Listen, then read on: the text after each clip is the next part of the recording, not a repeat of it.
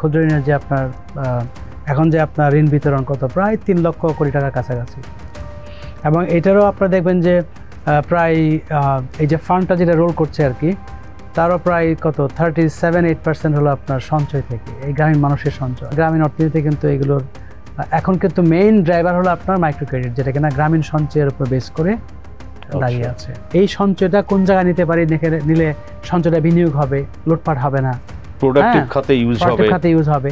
এই মতিঝিল এবং খাতুনগঞ্জ কেন্দ্রিক চিন্তা করলে হবে। আমার এই যে ঋণ থেকে শুরু করে সবকিছু আমার দেখতে হবে যে ডিসেন্ট্রালাইজ, আর সেখানে যদি মানি ফ্লো বাড়ে তাহলে অনেক কয়েকটা জিনিস হয়। একটা হলো অর্থনৈতিক প্রবৃদ্ধির জন্য যে কর্মকাণ্ড সেটা হবে। মাইক্রো ক্রেডিটে সুদের হার নিয়ে একটা কথা হয়, তো এখন সুদের হার কেমন? আমাদের একটা ক্যাপ আছে যে সর্বোচ্চ 24% পর্যন্ত সার্ভিস চার্জ। আমাদের ট্র্যাডিশনাল ব্যাংকিং এর যে ইন্টারেস্ট রেট তার অলমোস্ট ডাবল ইন্টারেস্ট রেট হয় আপনার মাইক্রো ফাইন্যান্সের ক্ষেত্রে। ক্যাপিটাল মার্কেটের ক্ষেত্রে একটা হলো যে এই মার্কেটটার মধ্যে অনেক ধরনের ফাউল প্লে আমরা দেখেছি। এটা হচ্ছে একটা গুজবের মার্কেট হয়ে গেছে। টাস্কফোর্সের কাজটা হলো যে আমরা কিভাবে দীর্ঘমেয়াদে একটা আস্থার জায়গা তৈরি হতে পারে এই ক্যাপিটাল মার্কেটটা, কিভাবে মানুষ সঞ্চয়কারীরা মনে করবে যে না আমি ব্যাংকের থেকে ভালো রিটার্ন পেতে পারি, এখানে আসবে।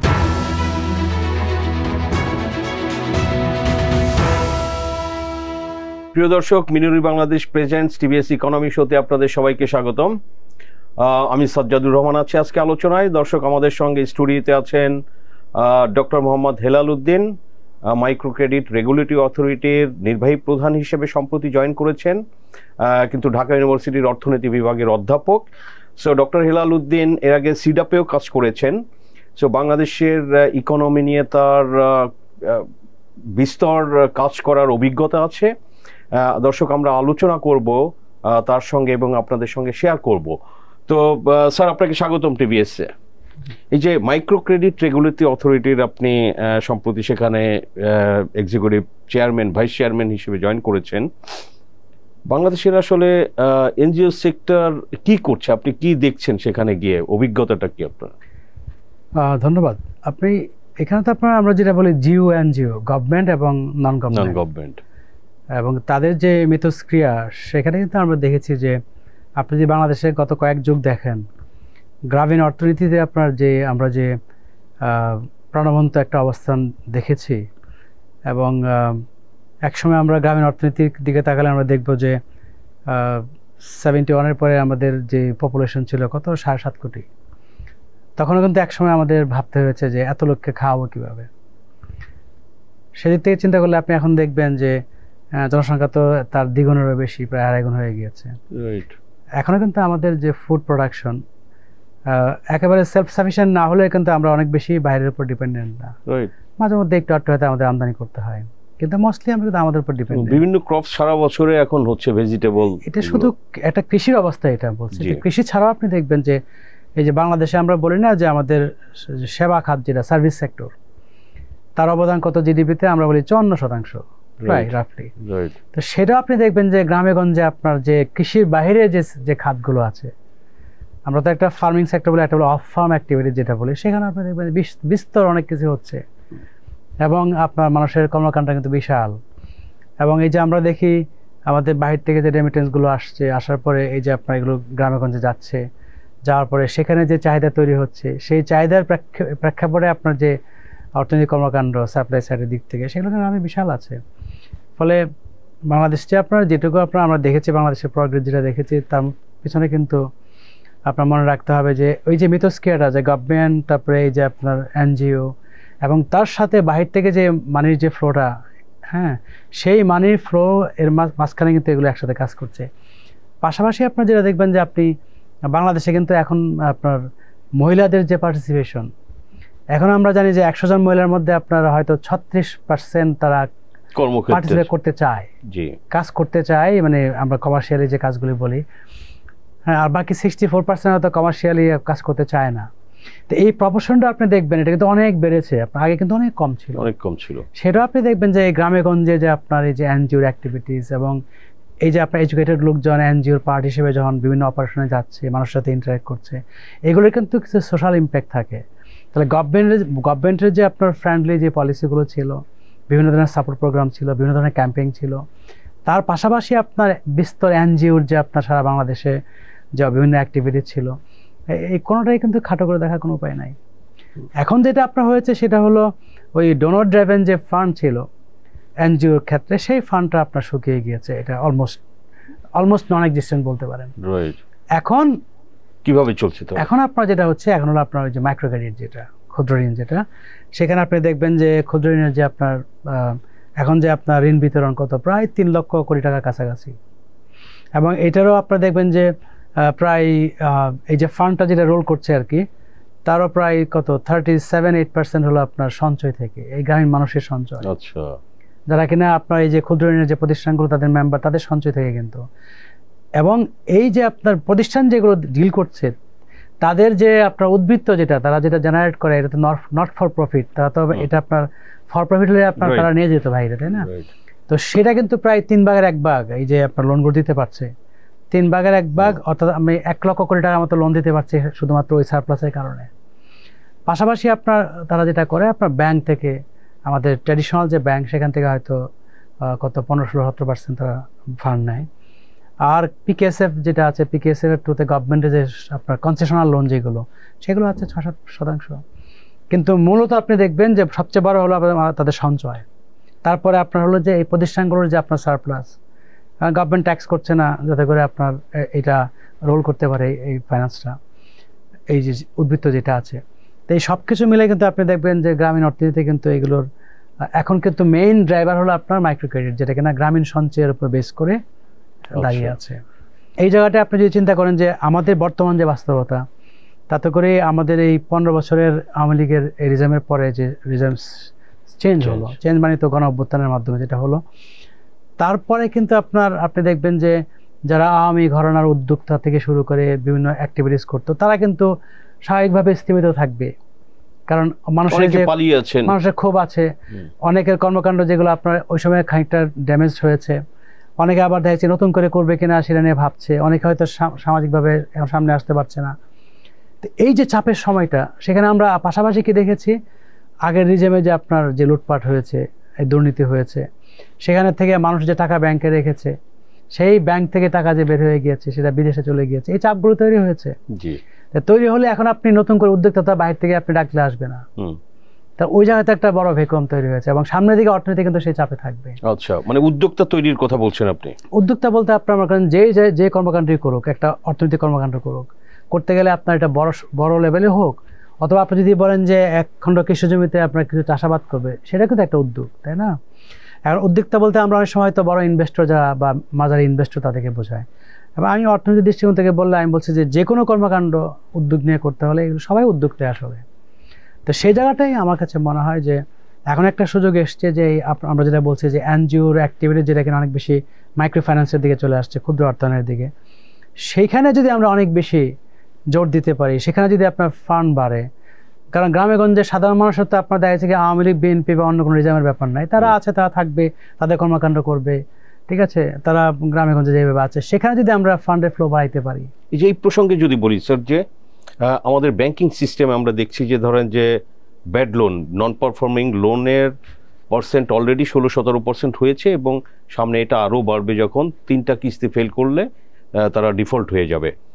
সো এই যে ধরেন যে সবারই ফোকাসটা কর্পোরেট ব্যাংকিংয়ের দিকে, তো মাইক্রো ক্রেডিটে এই যে বা রুরাল ইকোনমিতে যে এই যে অ্যাক্সেস টু ফাইন্যান্স একটা বড় হয় যে বড় ব্যারিয়ার, এটা আমরা শুনছি, মানে সারা জীবন ধরেই শুনছি, এই ক্ষেত্রে কি কোনো উন্নতি হচ্ছে? না, এখন আপনি দেখেন যে একটা তো মানে যারা বিগ বড়োয়ার তাদের সুবিধা কি, তাদের ডকুমেন্টেশন থেকে শুরু করে সবকিছু সুবিধা, বা ব্যাংক যখন একটা বড় আকারে লোন দেয় এটাকে মনিটর করা, ঠিক আছে, যদি প্রপারলি লোনটা দেওয়া হয় 100 কোটি টাকা মনিটর করলো, সহজ, তাই না? এখন যখনই আপনি গ্রামে গঞ্জে যাবেন, এদের ডকুমেন্টেশন নাই, ওদের কোলাটেরাল দেওয়ার মতো ল্যান্ড নাই, হ্যাঁ, অন্য কোনো সম্পদ নাই, তখন আপনাকে পুরোটা করতে হবে কি আপনার মনিটরিং বেসড। ফলে ওই ছোট ছোট লোন দিয়ে আপনাকে ছাগল কেনার জন্য লোন দিয়েছি, আপনি ছাগল কিনেছেন কিনা, পরের দিন গিয়ে ছাগলটা আছে কিনা, ঠিক মতো ঘাস খাওয়াচ্ছে কিনা, ছাগলটা বিক্রি করে দিয়েছে কিনা, তাই না? এই মনিটরিংগুলো করতে হয়। সেজন্য আপনি দেখবেন যে আমাদের ট্র্যাডিশনাল ব্যাংকিং এর যে ইন্টারেস্ট রেট, তার অলমোস্ট ডাবল ইন্টারেস্ট রেট হয় আপনার মাইক্রো ফাইন্যান্সের ক্ষেত্রে। এবং অনেকে না বুঝে আপনার কম্পেয়ার করে যে কৃষি ব্যাংকের সাথে আপনার মাইক্রো ক্রেডিটের লোনটা তো বেশি কেন। আমরা অনেক সময় বলি ভাই অরেঞ্জ এবং আপেল কম্পেয়ার করার মতো, তাই না? বরং এটা এদেরকে কম্পেয়ার করা যায় যারা কিনা আপনার দাদন ব্যবসায়ী কিংবা মহাজন যারা আছে গ্রামে গঞ্জে, তাদেরকে আমরা কম্পেয়ার করতে পারি।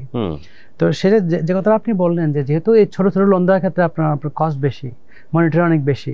সেজন্য বিগ যারা আপনার ট্র্যাডিশনাল যে ব্যাঙ্কগুলো আছে ওরা পছন্দ করে যে আমি সঞ্চয় কালেক্ট করে নিয়ে আসবো, নিয়ে এসে তারপরে আমি লাম্পি বড় আকারে দেখাচ্ছি আমি বিনিয়োগ করব।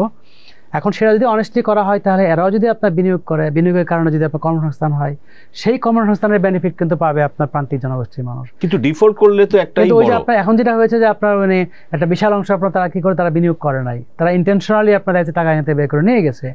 তাহলে এই জায়গাটাই কিন্তু আপনি দেখেন শুধু নিয়ে গেছে না, যদি আপনার অর্থনীতির ভিতরে রাখতো সেগুলো আপনার ধরেন কোনো না কোনো কর্মকাণ্ড করতো তাহলে আমরা পরোক্ষভাবে বেনিফিট পেতাম।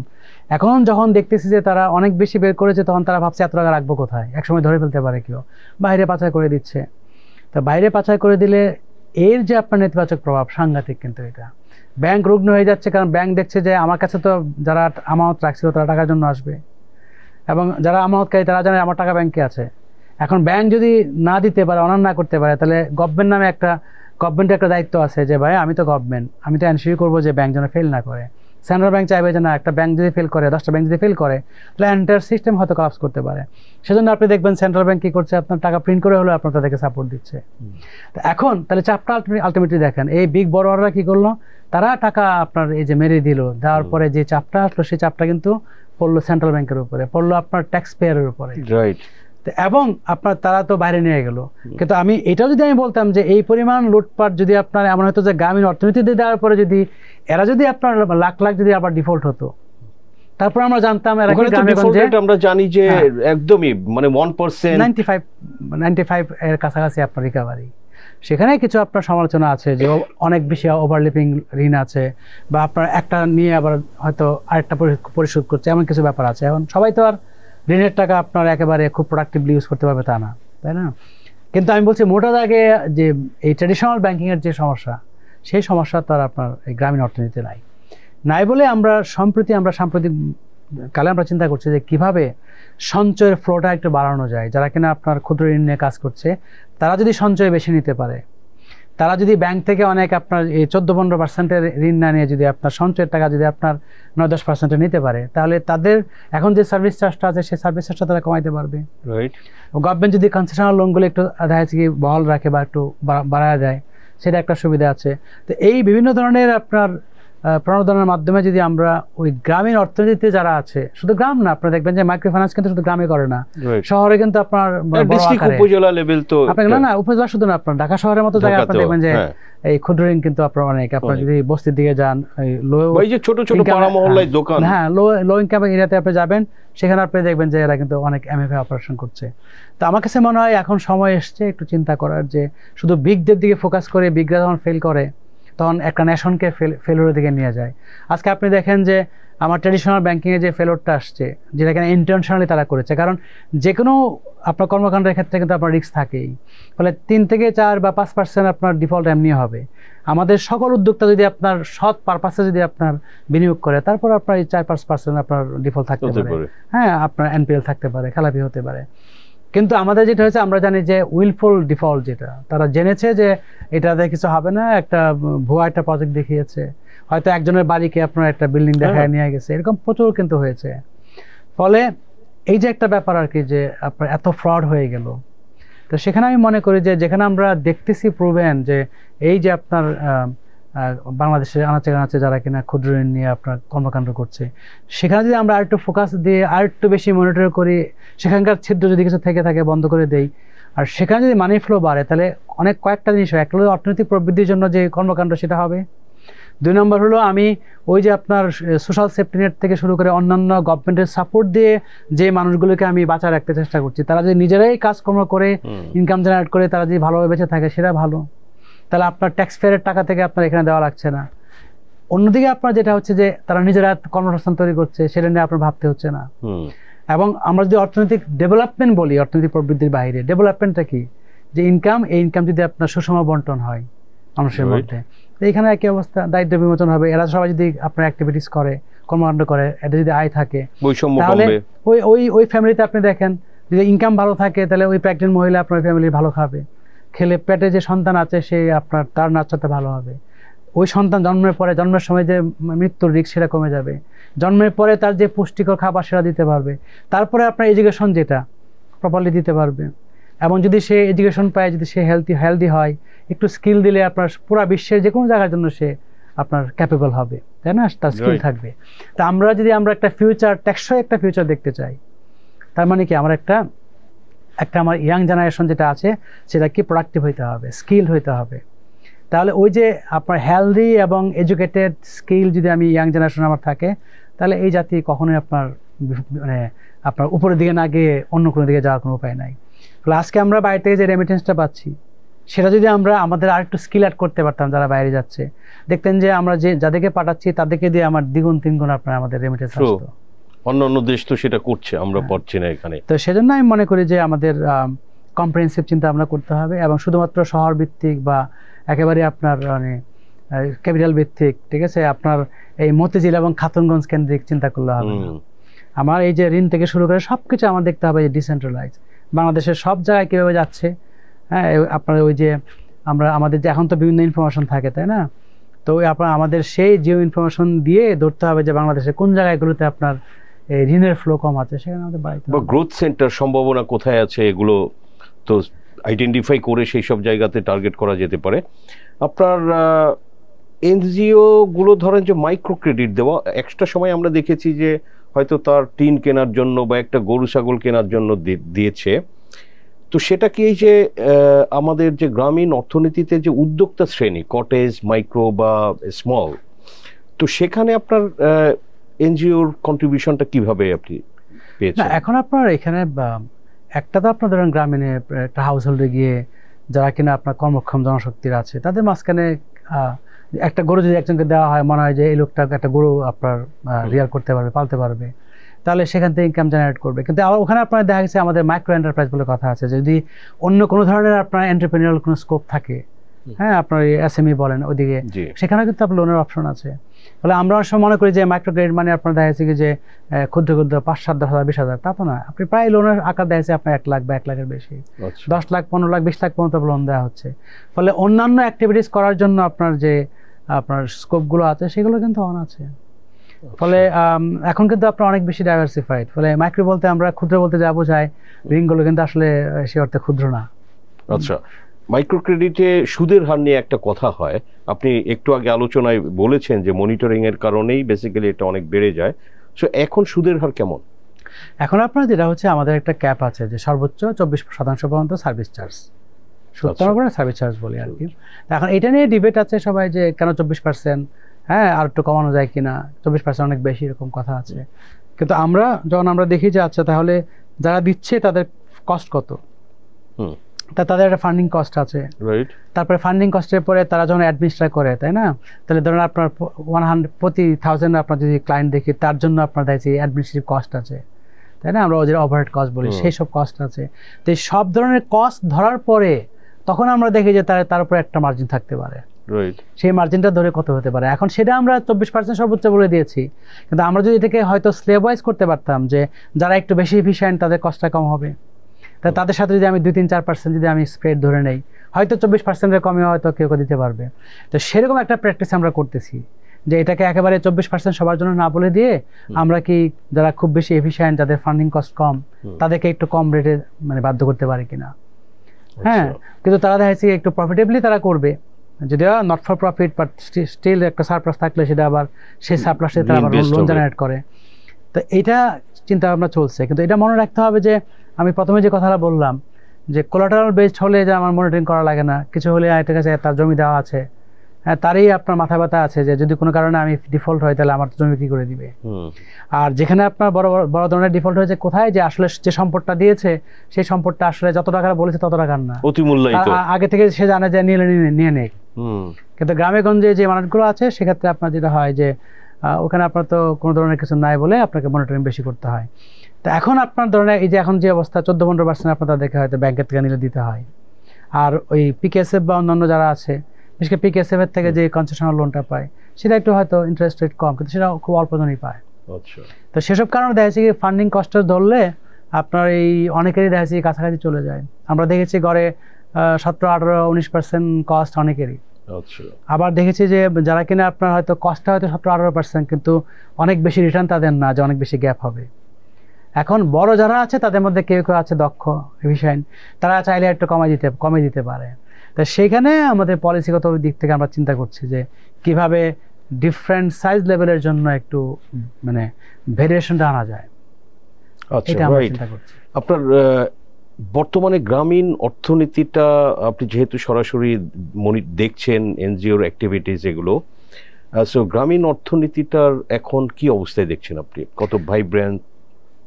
না, এখন একটা হিসাব মানে সবসময় অর্থনীতিতে ভাবতে হয় যে এই অর্থনৈতিক কর্মকাণ্ডগুলিতে আপনার মিথস্ক্রিয়া আছে। ধরুন শহর যদি আপনার খুব বেশি এনার্জাইজ থাকে, অনেক বেশি ডিমান্ড থাকে, অনেক বেশি অ্যাক্টিভিটিস থাকে, তখন দেখবেন যে এর সাথে আপনার গ্রামের যে অ্যাক্টিভিটি তার লিঙ্ক থাকবে। গ্রাম যদি খুব ভাইব্রেন্ট থাকে, ধরুন আপনার রেমিটেন্স আসছে, অনেক বেশি গ্রামীণ অ্যাক্টিভিটিস আছে, তার সাথে আপনার দেখবেন যে শহর কেন্দ্রিক যে প্রোডাকশনগুলো আছে, সার্ভিসগুলো আছে, সেবাগুলো আছে, সেগুলো আপনার দেখবেন যে অনেক বেশি আপনার ভাইব্রেন্ট থাকবে। তো এগুলো আপনার সব কিছু মিলে কিন্তু আপনার গ্রামীণ অর্থনীতি। এখন যেটা আসছে যে কোভিডের একটা চাপ ছিল, কোভিডের পরে আপনার রাশিয়া ইউক্রেন ওয়ারের কারণে আপনার যে অর্থনৈতিক চাপ আসছে, তারপরে এখন যে চাপটা বড় চাপটা আসছে সেটা হলো আপনার আমাদের পলিটিক্যাল রিজাম চেঞ্জ হয়েছে। এবং এই লুটপাটের যে পিকচারগুলো আগে আমার সামনে আসে নাই, আমরা হয়তো অর্থনৈতিক দিক থেকে অনেক সময় প্রশ্ন রেজ করেছি, আমরা প্রশ্ন তুলেছি যে এরকম সমস্যাগুলো আছে, কিন্তু সেগুলিকে হয়তো পাত্তা দেয় না পলিটিক্যালি, এবং এগুলিকে অনেক ঢেকে রাখা হয়েছে। এখন দেখেন না যে আপনার এক্সপোর্টের যে ফিগার বাংলাদেশ ব্যাংক দেখাচ্ছে এবং দেখাচ্ছে সবকিছুই, আর বাংলাদেশ ব্যাংক তো চাইলে আপনার $1 বাড়ায় দেখাইতে পারে না, কারণ তার তো ডলার দেখাইতে হবে, কিন্তু ইপিজেড থেকে একটা বিগ নাম্বার দিতে পারে। এই যে আপনার দেখেন যে আপনার 1-1.5 বছরে $23 বিলিয়ন মতো ফিগারের ডিফারেন্স হয়েছে, তাই না? বিবিএস একটা ফিগার দেখাই দিল, হাই আপনার ইকোনমিক প্রবৃদ্ধি দেখাই দিল, কিন্তু আমরা অর্থনীতির লোক হিসাবে দেখি যে যদি প্রবৃদ্ধি বাড়তে হয় তাহলে কর্মসংস্থান বাড়তে হবে, তাহলে এর পাশাপাশি আমার ট্যাক্স কালেকশন বাড়বে, আমার এক্সপোর্ট বাড়বে। যখন আমরা দেখি যে অনেক কিছুই বাড়ছে না কিন্তু আমাদের দেশে প্রবৃদ্ধি হচ্ছে, তখন আমরা বুঝতে পারছি যে এটা আসলে বানানো। তো এই সবগুলো হাইড করা ছিল। এবং আমরা জানি যে গত আপনার 2015-16 সাল থেকে যদি আপনি দেখেন 21-22 পর্যন্ত, সেই 6-7 বছরে অনেক বেশি ঋণ নেওয়া হয়েছিল বাইরে থেকে। সাধারণত 6 বছরে হয়তো আমরা $5-6 বিলিয়ন বাইরে থেকে নিয়ে আসি, কিন্তু এখানে আপনার কি হয়েছে, প্রায় $54 বিলিয়ন বাইরে থেকে আনা হয়েছে। তাহলে এই যে আপনার মনে করেন যে অনেক বেশি ঋণ করা হয়েছে, ঋণ করার ফলে বাইরে থেকে ডলার যে কোনোভাবে আসলে এটা আপনার হিট করবে রিজার্ভে। ফলে একটা পর্যায়ে আপনার কি আপনার $48 বিলিয়ন আপনার রিজার্ভ, এত ডলার আপনার আছে, করো আমদানি, অসুবিধা নেই করো। ফলে যে ডলারের দাম হওয়ার কথা আপনার দেখা যাচ্ছে 120 টাকা, এটা আপনি করে রাখছেন 82 টাকা। ডলারের দাম কমায় রাখা মানে কি, মানে হলো আমদানি খুব মানে এক্সপেন্সিভ হবে না, সস্তা হবে। বেশি করে আমদানি করাতে আপনার আমরা যখন আপনার জিনিসপত্র বেশি ছিল, আবার আমদানি করতে গিয়ে আমরা বাইরে থেকে যে আপনার কাঁচামাল নিয়ে আসছি কৃষি উৎপাদনের জন্য, সেটারও দাম কম ছিল। এই সব কিছু মিলে আপনার ইনফ্লেশনটা কম ছিল, কিন্তু পরের দিকে যে ঢেউটা আসবে, হ্যাঁ, সেই ঢেউটা কিন্তু তারা ধরে রাখছে কিভাবে, আপনার ওই যে যেহেতু অনেক বেশি ডলার ছিল। এখন আপনি একটা পর্যায়ে যখন আপনার ওই যে ডলারের চাপটা চলে আসলো যে আমাকে পে করতে হবে, এবং আসলে অনেক ডলার আমরা ঋণ করেছি, এগুলো আমাদের স্বাভাবিকভাবে যে ডলার জমে সেটা না, তার থেকে অনেক বেশি আমরা নিয়ে এসেছিলাম বলে পরে একটা চাপের মধ্যে আমরা পড়ে গেলাম। ব্যাংক থেকে আপনার এই যে আপনার এক্সপোর্ট প্রমোশনের নামে $8-9 বিলিয়ন আপনার দেখা যাচ্ছে একটা ফান্ড করে ফেলা হলো, মনে হলো কি ডলারের রিজার্ভ যা সেটা গভর্নমেন্ট, আসলে গভর্নমেন্টের না, এটা ডলার রিজার্ভ যেটা মেনলি এটা হলো ব্যাংকিং সিস্টেমে যে আপনার যাদের আমানত আছে তারা হলো গিয়ে আপনার এটার মালিক, তাই না? তো এইসব বিভিন্ন কারণে আপনার যে চাপটা তৈরি হয়েছে এখন আমরা দেখতে পাচ্ছি। এবং আপনি দেখেন যে ডলারের দামটা আপনার হওয়ার কথা ছিল 120 টাকা আরো 7-8 বছর আগে, আপনি যখন 82 টাকা করে রাখলেন, আপনি কি করলেন, বেশি করে আমদানি করতে দিলেন, এবং সেই আমদানিটা কি আপনার বাইরে থেকে ডলার যদি আপনি ঋণ করেছেন আপনি বুঝতে পারেন নাই। এখন যখন আপনি সব ব্যালেন্স করতে গিয়েছেন, এখন আপনি দেখলেন যে আরে বাবা আমার তো ডলারের শর্টেজ আছে, এবং এগুলোর নামে তো পাচার হয়েছে অনেক, ইম্পোর্টে অনেক হাই প্রাইস দেখে ট্রেড বেস যে মানি লন্ডারিং সেটা প্রচুর হয়েছে। ফলে অনেকেই বোঝে না, মনে করে যে নতুন গভর্নমেন্ট আসছে আমাদেরকে ভালো অবস্থায় নেবে। ভাই 15 বছরের যে লুটপাট হয়েছে সেটা তো চলে গিয়েছে, এখন সেটা তো চাইলে এখনই ফিরে আনতে পারবে না। আর পৃথিবীর ইতিহাস বলে 10-15% যদি ফিরে আনতে পারে, কিন্তু আলটিমেটলি সিংহভাগ তো চলে গিয়েছে। তাহলে এখন এই যে গ্যাপটা যে আছে সেই গ্যাপটাকে ম্যানেজ করার পরে আরো ভালো অবস্থায় অর্থনীতি নিতে হবে, এটা তো খুব চ্যালেঞ্জিং জব। এবং এটা মনে করেন যে এখন ইন্টারিম গভর্নমেন্ট আছে, তারপরে হয়তো আপনার পলিটিক্যালি আপনার ইলেক্টেড গভর্নমেন্ট আসবে, আসার পরে তারাও কিন্তু এই প্রবলেমটা ফেস করবে। ফলে যে প্রবলেমটা আপনি 15 বছর তৈরি করেছেন, তাই না, সেটা কিন্তু আলটিমেটলি অর্থনীতিকে কিন্তু পে অফ করতে হবে। এখন দেখতে হবে যে ভাই কিছু কিছু জায়গায় আমাদের কি হচ্ছে, কিছু সীমাবদ্ধতা তৈরি হয়েছে, সেই সীমাবদ্ধতা কিভাবে ওভারকাম করব। তাহলে একটা জায়গা আছে, আমি যেটা বললাম যে আমার ওই সঞ্চয়ের টাকা, 20 কোটি মানুষের সঞ্চয়ের টাকা, এই পপুলেশন স্ট্যাটিস্টিক্সও দেখা যাচ্ছে সবসময় 60-70 কোটি বলে রাখছে, আমার ধারণা হয়তো 20 কোটি হয়ে গেছে বা আরো বেশি হতে পারে। তো এই সবার সঞ্চয়ের টাকা থেকে আমরা দেখতে হবে যে এই সঞ্চয়টা কোন জায়গায় নিতে পারি, নিলে সঞ্চয়টা বিনিয়োগ হবে, লুটপাট হবে না, প্রোডাক্টিভ খাতে ইউজ হবে, সেই চিন্তা করতে হবে। সেটা করলে হয়তো আমরা আস্তে আস্তে জিনিসগুলো কাটায় উঠবো। বাট আমি মনে করি যে অর্থনীতির জন্য সামনে এগুলো চ্যালেঞ্জ, সবকিছু চ্যালেঞ্জ। আচ্ছা, চ্যালেঞ্জ যখন বললেন, কি মনে করছেন যে 2025টা বাংলাদেশের অর্থনীতির জন্য কেমন হতে পারে? আমি এভাবে বলি, আপনার ধরেন আমার তো 24, 25, 23 এগুলো কিছু আসে যায় না, তাহলে এক সপ্তাহে কি চেঞ্জ হবে, 2 সপ্তাহে কি চেঞ্জ হবে, এন্টায়ার ইয়ারে, পুরো বছরে। তা প্রত্যাশা থাকে আমাদের যে হ্যাঁ ইন অ্যাগ্রিগেট সবকিছু মিলে সামগ্রিকভাবে 2025-এর শেষ দিকে আমরা একটু ভালো জায়গায় দাঁড়াবো কিনা, তাই না? তা এখন যেটা হচ্ছে, যে কথাটা বললাম যে সেন্ট্রাল ব্যাংকের যে গভর্নর মহোদয় আছেন, আমি দেখতে পাচ্ছি যে ব্যাংকের ছিদ্র কিভাবে বন্ধ করা যায় সেই চেষ্টাটা সাংঘাতিকভাবে করেছেন, এবং এই ইন্টারিম গভর্নমেন্টের যারা আছেন সবাই কিন্তু চেষ্টা করছেন যে বিভিন্ন ধরনের ছিদ্র করাপশন এই জায়গাগুলোকে বন্ধ করে দেওয়া। তার মানে এখন যা সেভিংস আসবে সেটা আপনার বিনিয়োগে যাবে। এখন বাইরে থেকে যে ডলার নিয়ে আসবো সেই ডলারটা দেখা যাচ্ছে যে কারণে বলা হচ্ছে সেটা এফিশিয়েন্টলি ব্যবহার করা হবে। যদি সব ঠিকঠাক থাকে, ল অ্যান্ড অর্ডারের দিক থেকে যে আমরা দেখতে পাচ্ছি যে অনেক ব্যত্যয় কিন্তু ঘটছে, দেখেন আপনি এই অগাস্টের 5 থেকে 5-এর পরে অনেকগুলো উপলক্ষে কিন্তু চেষ্টা করা হয়েছে যে কিভাবে আইন শৃঙ্খলার অবস্থা খারাপ করা যায়। তো এইগুলো চেষ্টা করা হচ্ছে, এবং এগুলো ট্যাকেল দেওয়ার পরে অর্থনীতির সবকিছু ঠিক রাখা এটা ডেফিনেটলি চ্যালেঞ্জ। তো আমার কাছে আস্তে আস্তে মনে হয় যে তাদের ওই চেষ্টাগুলো আস্তে আস্তে হয়তো ফেল করবে।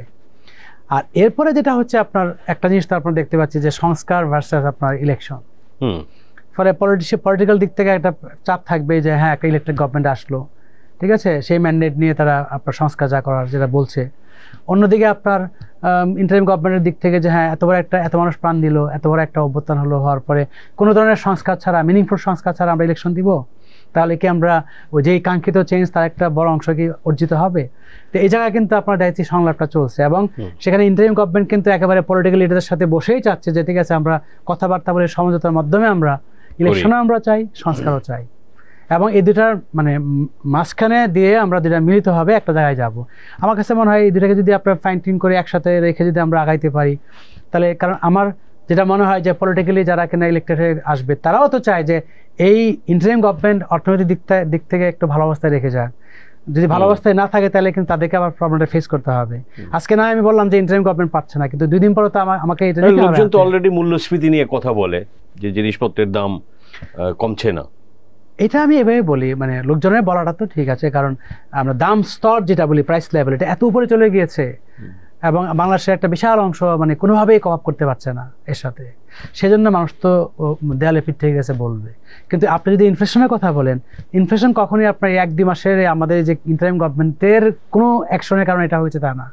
এবার আপনি দেখবেন যে আওয়ামী লীগের গভর্নমেন্টের শেষ দিকে এত ডলার বাইরে থেকে ঋণ করার পরেও, এত সস্তায় আপনার আমদানি করার পরেও কিন্তু আপনি দেখবেন এই ট্রাকের পিছনে, ওএমএস এর ট্রাকের পিছনে কিন্তু প্রচুর লোকজন আপনাদের কিন্তু দাঁড়িয়েছিল, আওয়ামী লীগ কিন্তু পেরিয়ে উঠছিল না। তারা কিন্তু হিউজ ডলার নিয়ে এসে অনেক আমদানি করার পরেও তারা পারছিল না, এবং যেটা দায় তাদের ছিল।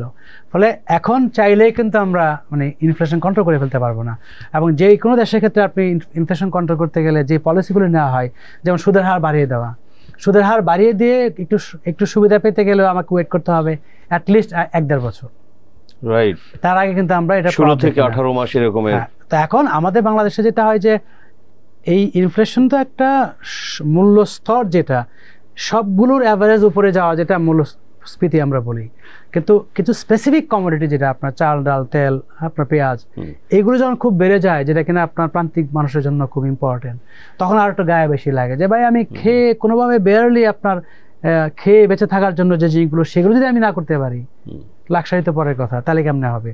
সেখানে গভর্নমেন্টের একটা চিন্তা আছে যে অত যা দেখতে পাচ্ছি যে ঠিক আছে যেটুকু কন্ট্রোল করা যায় তো আমরা চেষ্টা করবো কন্ট্রোল করার জন্য, একটু সময় তো লাগবে, কিন্তু এই পণ্যগুলি যাদেরকে দিতে হবে, এই ক্রিটিক্যাল পণ্যগুলি, হ্যাঁ এসেনশিয়াল যে পণ্যগুলো আছে, এখানে যদি আমরা একটু ভর্তুকি দিতে পারি, বা এখানে যদি আপনার অনেক বেশি আকারে যদি আমরা সাবসিডি দিয়ে যদি ওএমএস এর মাধ্যমে বা বিভিন্ন মাধ্যমে যদি আমরা অনেক বেশি মানুষের কাছে পৌঁছাইতে পারি, আরো বড় লেভেলে একটু বেশি আকারে, তাহলে হয়তো একটু হেল্প করতে পারে।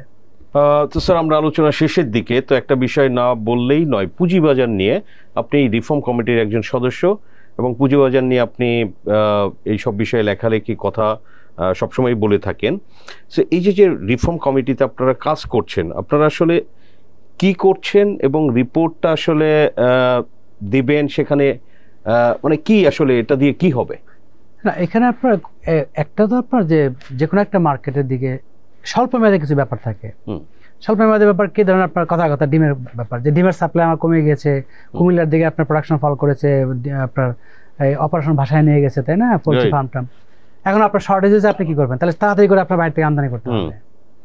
সেটা হলো আপনার শর্ট টার্মে কিছু ব্যাপার। আর লং টার্মে যে আপনি দেখতে চান আমি ডিমের দাম কমায় রাখতে চাই, পোলট্রি প্রোডাক্টিভিটি কীভাবে বাড়ানো যায়, কীভাবে উৎপাদনের খরচ কমানো যায়, ঠিক আছে, তাহলে কীভাবে আপনার দেখা যাচ্ছে কি আপনার মানে ডিমের উৎপাদন খরচ কমিয়ে ডিমের দামটা কমায় নিয়ে আসতে পারে, যেহেতু প্রোটিনের বড় সোর্সটা আপনার থেকে ডিম, এটা আপনার মধ্যমেয়াদী বা দীর্ঘমেয়াদী পরিকল্পনা।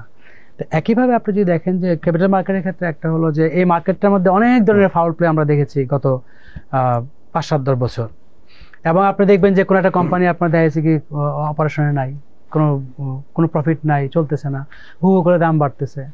কোনো একটা কোম্পানি 80 টাকা থেকে কোনো কারণ ছাড়া আপনার দেখা যাচ্ছে 1200 টাকা হয়ে গেল দাম, এবং এখানে দেখা যাচ্ছে আপনার রেগুলেটরি বডি কোনো কাজ করছে না। তো এসব কারণে এটা হচ্ছে একটা গুজবের মার্কেট হয়ে গেছে। কেউ মনে করলো যে এটার মধ্যে জোয়ারি ঢুকছে, এটা বাড়বে, সবাই হু করে কিনতে লাগলো। তাহলে একটা মার্কেট যে আপনার মৌলভিত্তির উপর দাঁড়িয়ে ভালো শেয়ারের উপর ভিত্তি করে আপনার একটা জিনিস ইনভেস্টমেন্ট করলাম, মানে কি যে এটা আমি কিনলাম, এটার মধ্যে আমার এই প্রফিট হবে, আমি এটা ধরে রাখবো, আমি এভাবে গেইন করবো, ওরকম কিছুই আপনার নাই, পুরো রিউমার বেসড মার্কেট হয়ে গিয়েছে।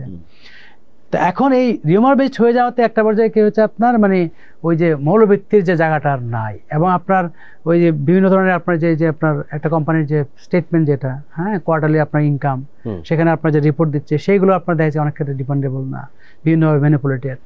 তো এই সব কিছু মিলে একটা আস্থাহীনতা তৈরি হয়েছে এই মার্কেটের ব্যাপারে।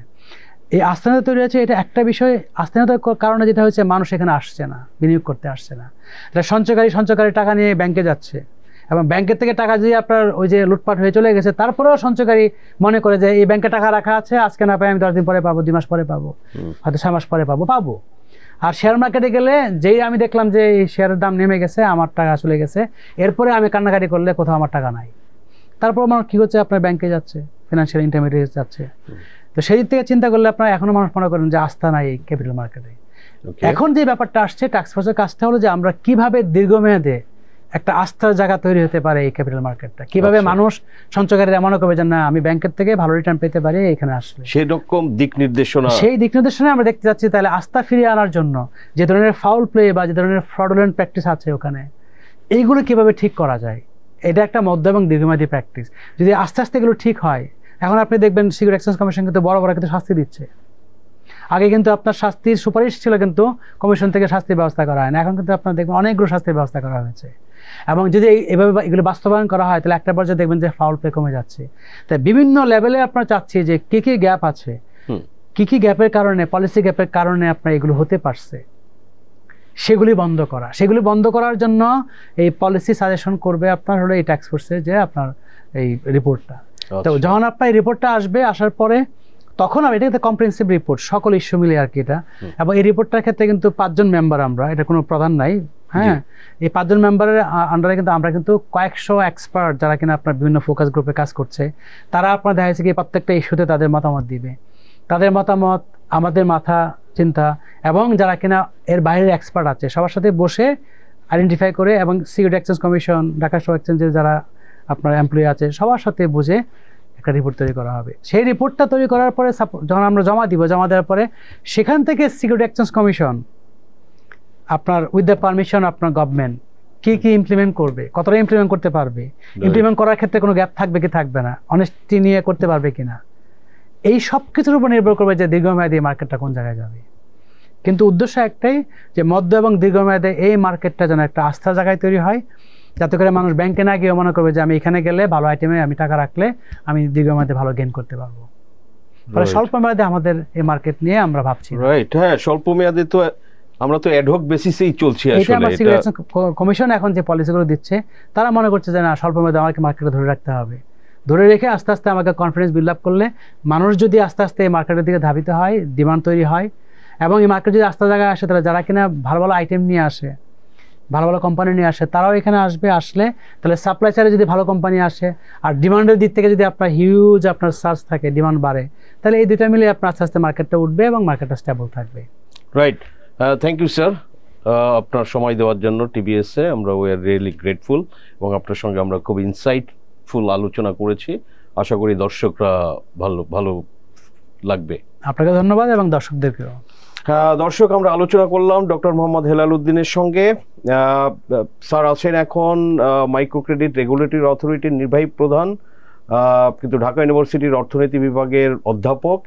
তো সেখান থেকে ডেপুটেশনে এমআরএতে এসেছেন।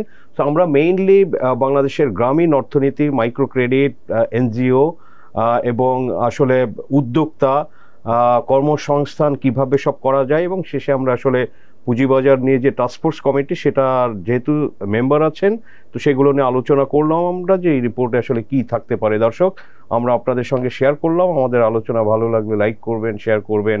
ধন্যবাদ সবাইকে।